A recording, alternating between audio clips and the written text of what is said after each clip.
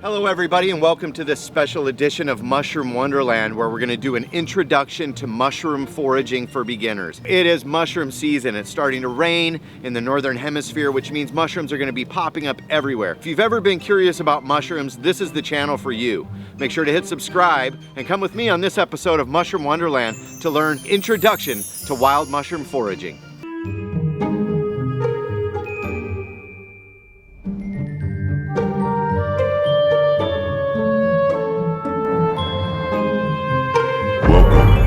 Mushroom Wonderland.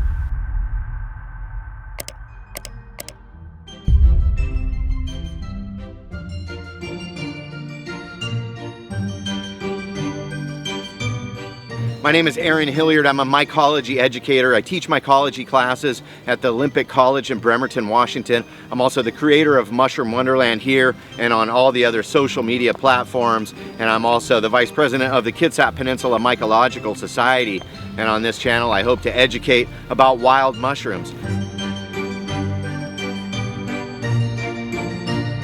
So we're going to start at the start for people who are brand new to mushroom foraging, and we're going to learn about the forest and these mushrooms, exactly what they are, how to identify them to know if they're safe or if they're deadly, and then what to do with them when you get them home.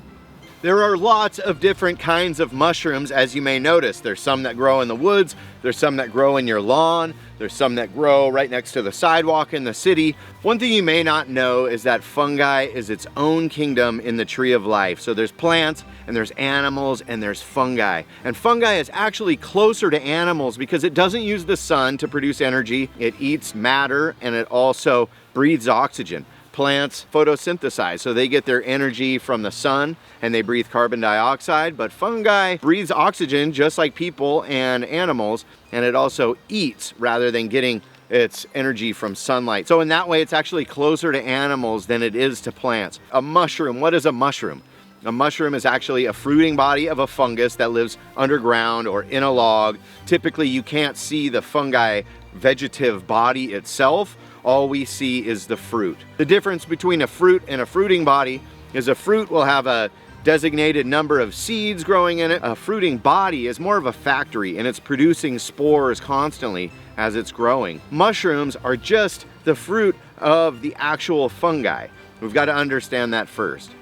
Fungi live in different substrates like soil or wood chips or logs. A lot of fungi eat decaying matter. These are called saprobes. These mushrooms like to eat rotting wood, and these are the type of mushrooms that grow on logs, dead stumps, and on the side of trees. They just can pop up wherever they want to. So it makes it a little trickier to go out intentionally hunting these saprobic mushrooms because they're a little bit less predictable than the other kind. So the other kind of mushroom is called an ectomycorrhizal mushroom. So myco meaning mushroom, rhizal meaning root. Mycorrhizal, mushroom root or fungi root. And so these are mushrooms that grow in association with trees or plants, typically trees. And it's much easier to search for the trees that they grow with than the mushrooms themselves. Most of the big macro fungi that people are after, like the chanterelles, the boletes, the lobster mushrooms, among many, many more, are these type of mushrooms, the ectomycorrhizal mushrooms that are growing with the trees. These mushrooms will not create fruiting bodies without a mature tree. The tree and the fungi live together, and you're not going to find these mushrooms without their trees. So in that sense, it makes it easy to track down ectomycorrhizal fungi, and those are the type that we're mainly going to focus on in this video. It is worth noting that the cultivated mushrooms that you buy in the market are typically saprobic. The Agaricus bisporus, or the common button mushroom that is sold in every grocery store around the world, pretty much really popular mushroom, is a saprobe. It doesn't need a tree to grow with. It is extremely difficult to propagate or cultivate mushrooms that have to have a mature host tree growing with it. So these ectomycorrhizal mushrooms are typically foraged wild. So if you see mushrooms like porcini and lobster mushroom and matsutake and chanterelle, these mushrooms all were foraged wild in the forest. Somebody was out there actually gathering these mushrooms. These ectomycorrhizal mushrooms will come back in the same spot every year because they're connected to those particular trees in that mushroom patch.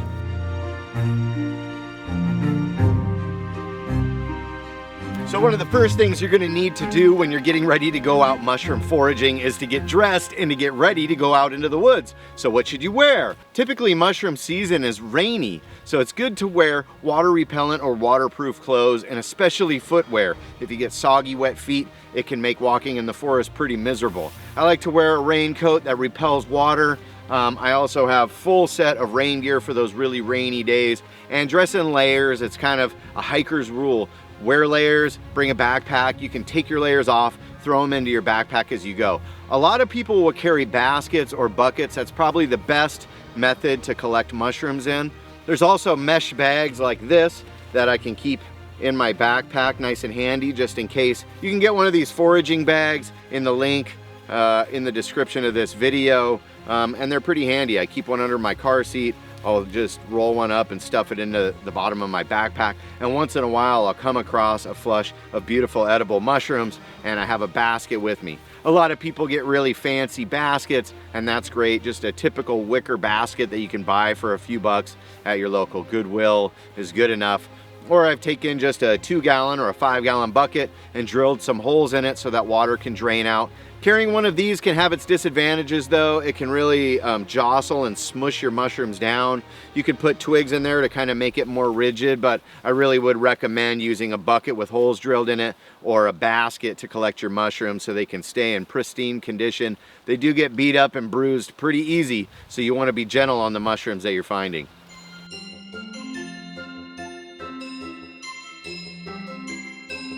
Mushrooms start to fruit in response to environmental conditions. So when the temperature is right and the moisture level is right is when mushrooms are going to start popping out of the ground. They don't abide by human calendars, so keep an eye on the weather. And when it starts to rain pretty steadily, the ground's starting to really get saturated with water, and the temperature is 50 to 70 degrees Fahrenheit. That is kind of the perfect window for most fungi.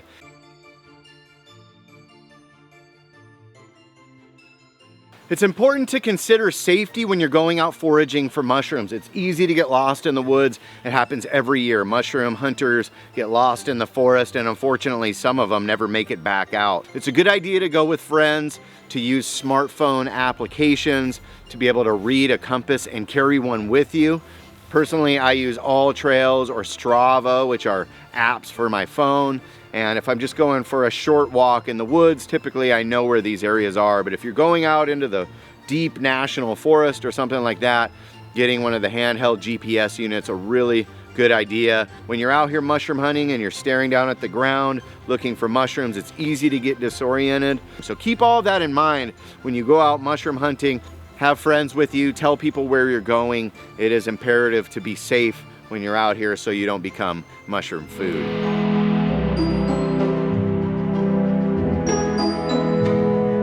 There are so many different mushrooms that it's hard to know where to start. The mushrooms that we're going to be focusing on in this video are going to be good edible mushrooms, mushrooms that you could go out here and then cook and eat.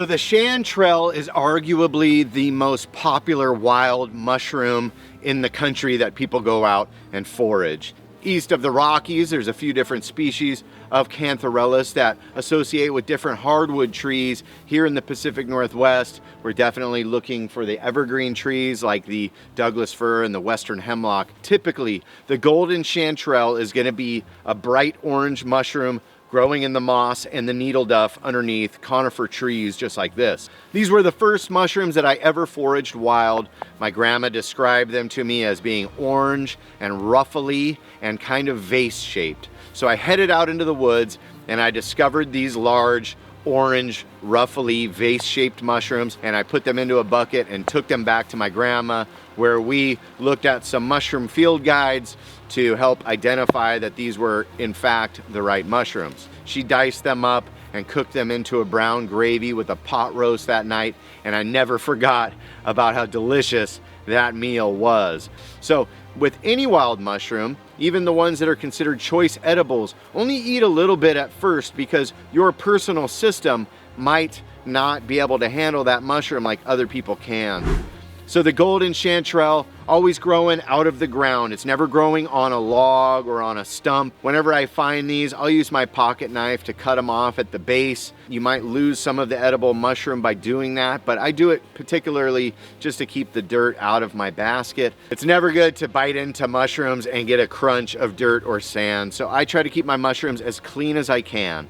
Now you can take the mushroom between your hands and gently tear it apart, and it's gonna come apart kind of like boiled chicken or string cheese. It doesn't snap, it actually shreds apart. Make sure to get these in your basket gently, and I'll tell you what to do later on in the video with when you get them home.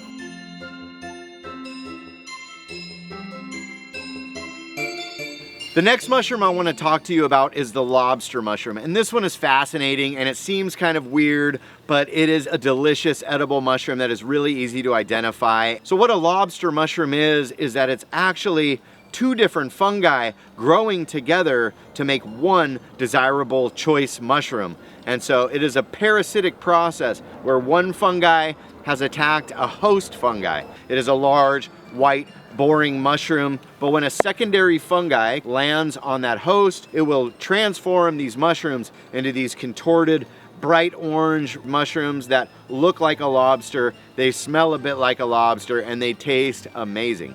I chose this one because it is really easy to identify with its really bright orange color. The fact that it's gonna be growing out of the moss. Again, you're not gonna find these growing on wood. They're not growing on a stump. They're not growing on a tree. They are always gonna be growing right out of the ground. Lobster mushrooms are pretty tough to mistake for anything else, and sometimes they'll be growing sort of halfway out of the ground. You'll just see a little hint of that bright orange color, but there's nothing else out here that's that bright colored besides other delicious edible mushrooms like the chanterelle and the chicken of the woods, a similar color to the lobster mushroom, and in my estimation, that's the only thing that is a look-alike to a lobster mushroom. And if you're finding this orange mushroom with white flesh on the inside, it's got a bit of a fishy smell, it's very contorted, those gills are almost unrecognizable, that you have probably found a really, really choice edible mushroom. I have a few videos dedicated only to lobster mushrooms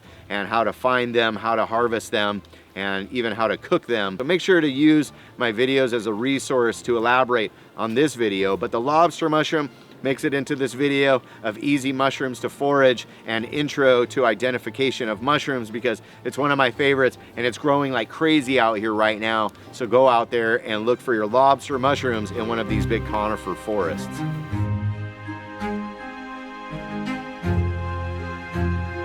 So another forageable mushroom that I just have to put in this video is my personal favorite to eat and to forage is the porcini or Boletus edulis or the king bolete.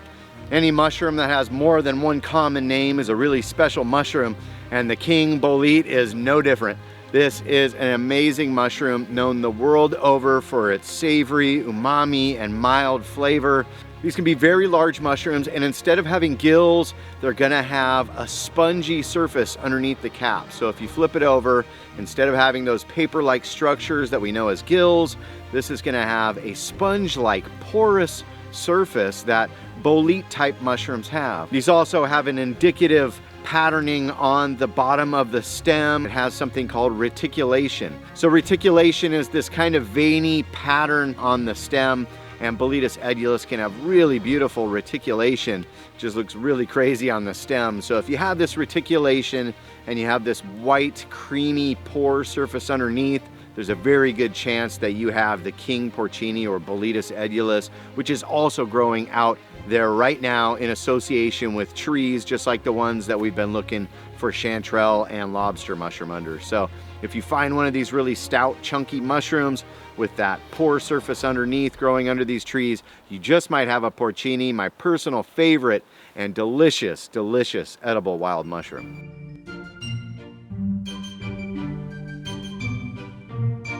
The other mushroom that I chose for this video is because it is so easy to identify and it is so delicious. I'm talking about the cauliflower mushroom or Spiraceus radicata. And this one grows here as a saprobe, meaning it's eating dead material, but it's always growing at the base of a large stump. So typically a big large tree or a stump of a tree, it is feeding off of the decaying matter within that tree. And it grows this big, ruffly, beautiful cauliflower looking mushroom right at the base of the tree.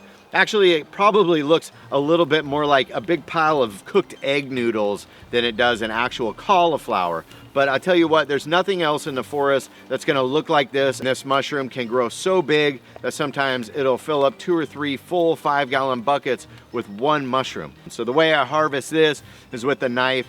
There's a lot of people who would suggest that if you cut it off, that it might grow back in that same place next year. I'll cut this mushroom off, I'll collect it, and then when I get it home, I'll put it into a saltwater bath of cold water and let it just kind of soak there, because it has so many little wrinkles and pits that bugs and insects can hide in there, and as well as pine needles and stuff like that. So it's not gonna harm it by soaking it in some cold salt water, kind of agitating it to get all of the stuff out of its fronds, and then I break it into chunks so that it can dry on paper towels on the counter. And a really popular recipe for the cauliflower mushroom is to use it as a noodle substitute in stroganoff or in stir fry. If you're out there looking for your chanterelles or your lobster mushrooms and you come across one of these beautiful cauliflower mushrooms, definitely collect that up and clean it out, and you will not be disappointed.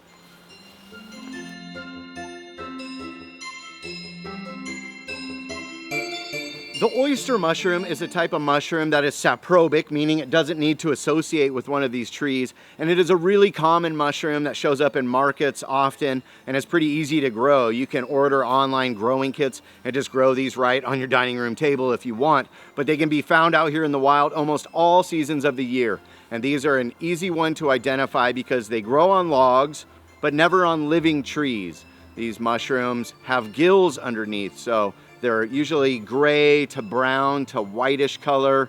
And this is the genus Pleurotus, and there are several different species that grow here, but they all grow on wood and they prefer hardwood, so red alder or maple trees, wherever those are fallen down. You can often find these shelves of whitish cream colored mushrooms that have gills underneath. They fruit all times of year and they're just easy to identify. They often have the smell of anise or licorice. If you go to where the dead trees are laying down, there's a good chance you're gonna find oyster mushrooms.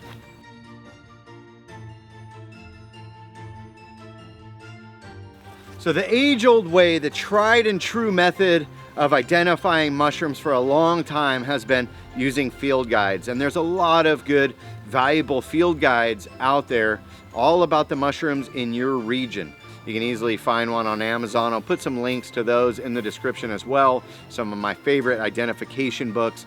But seeing these mushrooms in the books, reading all about them is really gonna narrow it down so that you can confidently forage for these mushrooms and feel safe eating them. The internet is also a bottomless resource of amazing mycological information. You can find out everything about these mushrooms without ever having to purchase a book. And even some of these apps using AI are getting pretty advanced and can at least point you in the right direction. Using the application called iNaturalist, I use that, and you can actually contribute to science. When you find a mushroom, you can upload it to iNaturalist, and it's a way that you can contribute to science, as well as having a pretty powerful AI-powered identification system. So you can take a picture of a mushroom and then ask iNaturalist, what is it? And it will give you suggestions as to what that mushroom is. And it just keeps getting better and better. So if you're using these applications in conjunction with the ID guides and the internet and my videos, you can confidently forage for some of these wild edible mushrooms. Another thing that I have found to be incredibly useful is identification forums and groups on Facebook.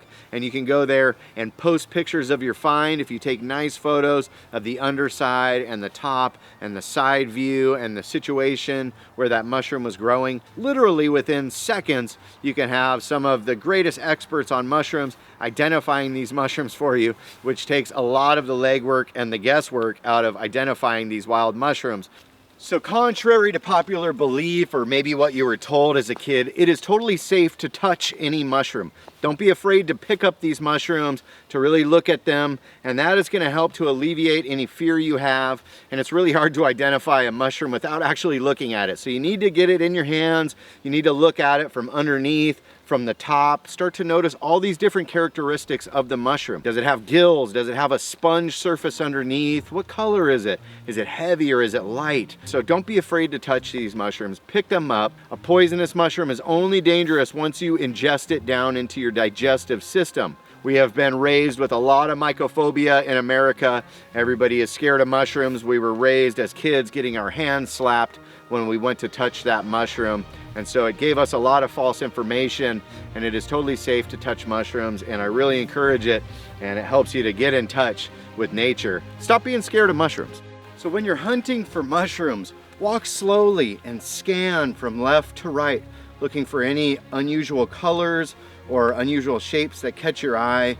As you do this, you will get better at it. It's like we create new pathways in our brain. Anybody who's tried to learn piano, when you first start, it just seems impossible, but you get better and better at it. And mushroom foraging is the same way. We create these pathways and we start to recognize mushroom shapes. When I was new, it was like, I can't find mushrooms anywhere. I just hadn't trained my eye well enough. And I challenge myself sometimes just to sit quietly for like 5 minutes in one spot and let my eyes really focus in on the forest. And when you get into the forest, it's a good opportunity to slow down, and you'll start to discover and notice mushrooms all over the place that you just didn't see before. So once you've found a place that has the suitable trees for the mushrooms that you're looking for, make sure that you're not trespassing.